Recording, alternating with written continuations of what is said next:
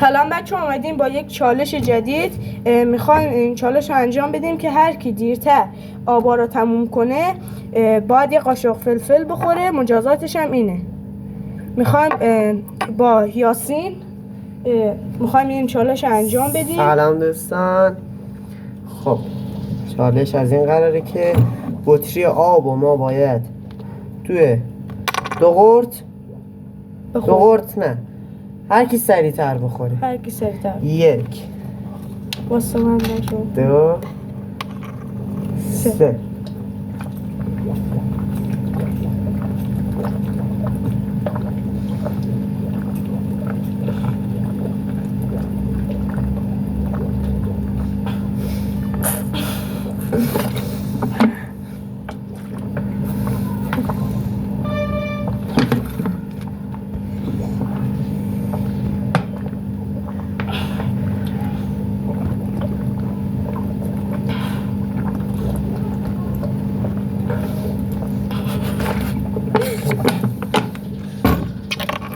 بردی.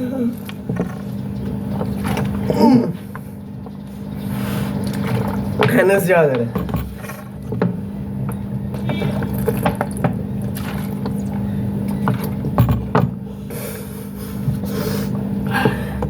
دلم درد گرفت.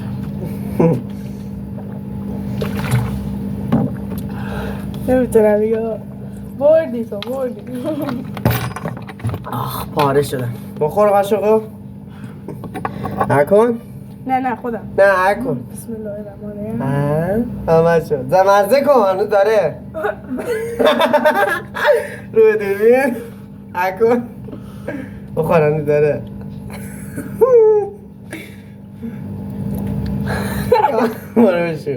بچه ها اگه از این ویدیو خوشتون اومد ما رو دنبال کنید. بدرود.